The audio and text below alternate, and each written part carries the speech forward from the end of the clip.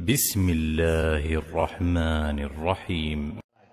Ba'diyah zuhur. Nah, karena dia sudah sholat asar, begitu sholat asar sudah dia ditunaikan, berarti habis itu nggak ada lagi sholat sunnah kecuali ada sebab. Nah, sebab yang membolehkan apa? Ada sebab yang baru yang dia lakukan. Misalnya ada jenazah. Misalnya kemudian kita masuk masjid.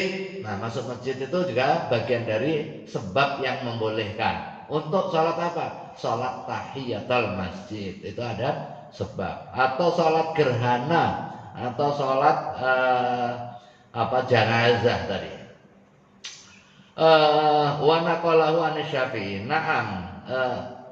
Demikian juga pas kalau kita sholat jamak taqdim. Ini penjelasan. Salat witir itu adalah salat yang dilakukan setelah salat isya, bukan setelah waktu isya. Setelah salat isya. Kalau setelah waktu isya tapi dia belum salat isya, maka dia nggak witir. Dia salat isya dulu. Misalnya pengen sholat witir dan sholat isya, tapi waktunya pendek, sebentar lagi subuh ini, atau sebentar lagi habis. Kalau sholat isya 4 rakaat ini lama, dia sholat witir dulu, karena witir cuma 1 rakaat, ini keburu, nggak boleh.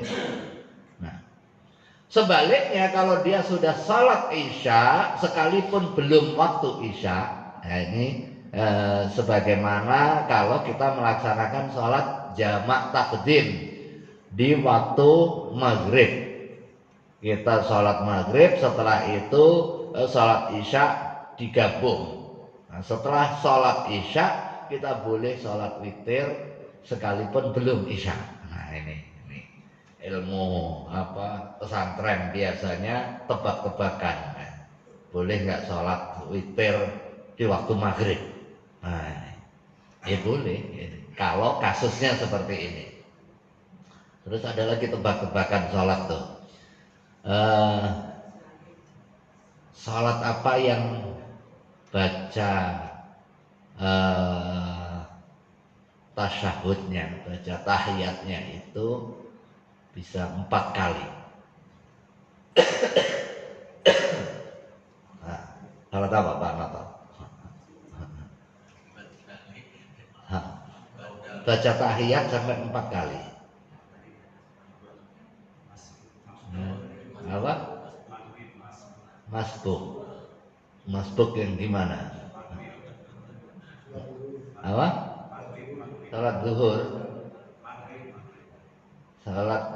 Kalau salat zuhur masbuk di mana? Masbuk posisi di mana? Oke, kita cek. Salat zuhur masbuk di rakaat kedua, ya. Rakaat kedua kita turun langsung, ya. Allahu Akbar, kita turun tahiyat, ya. Setelah itu berarti kita ikut 2 rakaat, ya. 2 rakaat. Kemudian sama imam berarti dapat 2 tahiyat. Terus kita rakaat ketiga kan naik lagi. Rakaat 4 ketiga. Tadi ada maghrib gimana?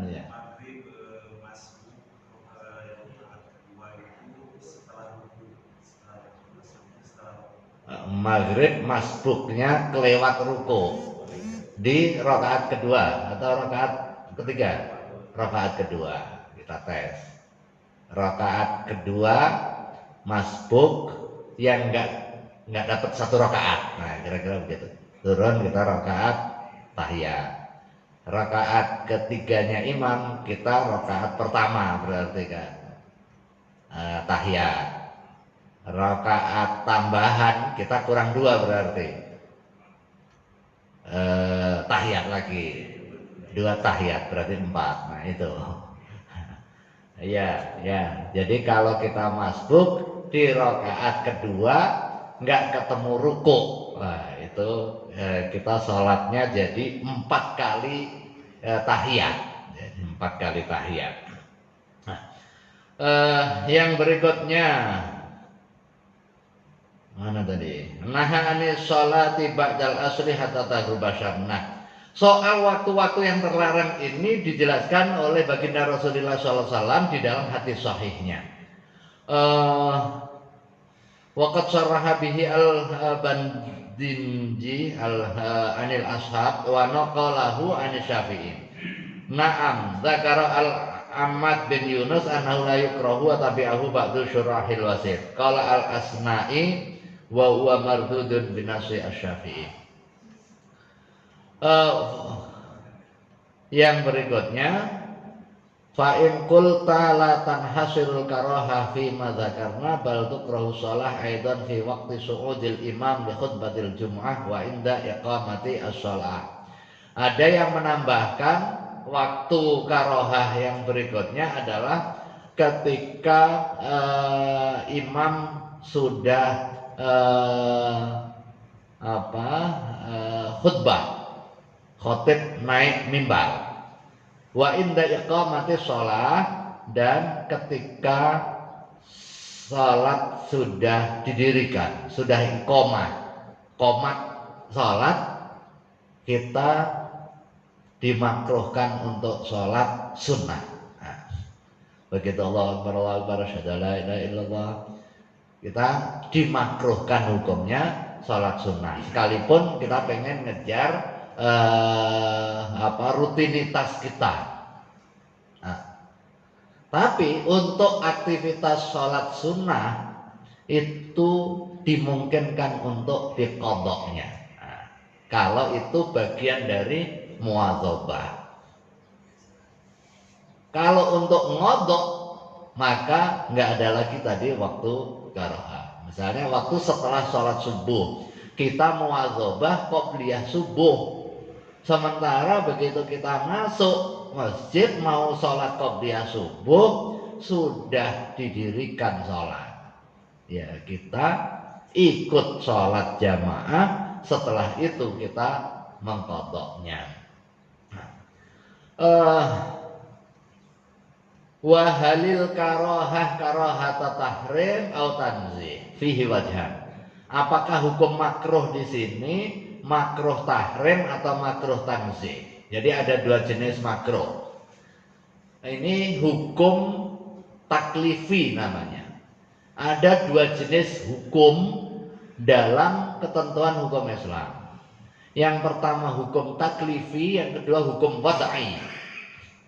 Hukum taklifi itu yang kita kenal 5: wajib, sunnah, mubah, haram, makruh. Sementara ada jenis hukum yang lain namanya hukum wad'i, di luar 5 ketentuan hukum ini. Seperti apa? Seperti sah. Sah itu hukum, tapi tidak terkait dengan halal haram. Salatmu ketika terpenuhi syarat rukun sah, itu hukum, namanya hukum wad'i. Batal, nah, wudhu itu batal. Hukumnya apa? Batal itu.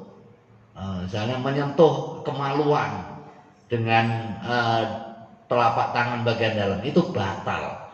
Batal itu hukum, tapi di luar hukum yang kita kenal, hukum haram, wajib, sunnah, makruh, dan juga mubah. Nah, hukum taklifi ini yang 5 pada prinsipnya dikelompokkan menjadi 3. Yang diperintahkan, yang dilarang, sama yang tidak diperintahkan dan tidak dilarang, dibolehkan. Wajib sama sunnah itu dua-duanya dituntut untuk melakukannya. Bedanya konsekuensi. Yang satu konsekuensi kalau ditinggal dosa, kalau yang kedua ditinggal nggak dosa. Dua-duanya dituntut untuk melakukannya. Nah, dituntut untuk melakukannya. Nah, Demikian juga yang makruh dan juga yang haram. Diminta untuk meninggalkannya. Jadi ada permintaan nih, permintaan untuk ninggalin. Artinya wilayahnya yang satu wilayah terlarang, yang satu wilayah terperintahkan. Wajib sama sunnah ini dua-duanya diperintahkan. Sementara haram dan makruh dua-duanya dilarang. Makruh itu dari al-kurhu dibenci, ya, dibenci. Nah, kalau haram dia dilarang berkonsekuensi dosa. Sementara makruh itu dilarang tanpa disertai konsekuensi hukuman. Nah, makruh dibikin lagi, dipecah lagi, makruh yang mendekati haram atau makruh yang nggak begitu dekat haram. Nah, kira-kira begitu. Makruhnya ini udah makruh tahrim nih. Ini pada hakikatnya sudah harus dihindari. Bedanya kalau haram itu dijelaskan eksplisit di dalam nas. Nah, ini bedanya. Kalau makruh tahrim ini dilarang tetapi nggak dijelaskan dalilnya nggak sekuat haram. Kalau makruh tanzih dia lebih ringan lagi. Nah, kalau debat orang rokok kan nggak haram tapi makruh, ya makruh itu berada wilayahnya wilayah yang dibenci tadi itu paling minim. Nah, ini kalau aktivitas sholat di luar waktu yang diizinkan, waktu yang dimakruhkan tadi, para ulama berbeda pandangan apakah masuk kategori makruh tahrim atau makruh tanzih. Kenapa wong sholat kok dimakruhkan itu kan? Karena sholat itu adalah bagian dari ibadah mahdhah namanya. Ibadah yang dasarnya adalah dogma. Maka tata caranya harus mengikuti apa yang diajarkan, dicontohkan oleh baginda Rasulullah Shallallahu Alaihi Wasallam. Nggak boleh hanya karena niat baik kemudian sholat tanpa mengikuti contoh dan juga keteladanan yang diberikan oleh baginda Rasulullah SAW. Niat baik tetapi tanpa diikuti ittiba, dia bisa menjadi haram. Yang berikutnya asahhu ma fi raudhah wa syarrul muadzab fi hadzal bab at-tahrim. Di dalam kitab Ar-Raudhah dan di dalam kitab syarahnya Muhadzab terkait dengan masalah status larangannya, apakah larangan makruh tahrim atau makruh tanzih, di sini disebutkan at-tahrim, jadi makruh tahrim. Wa nasu alaihi asy-Syafi'i fi risalah. Demikian juga disebutkan oleh Imam Asy-Syafi'i di dalam kitab Ar-Risalah. Yang berikutnya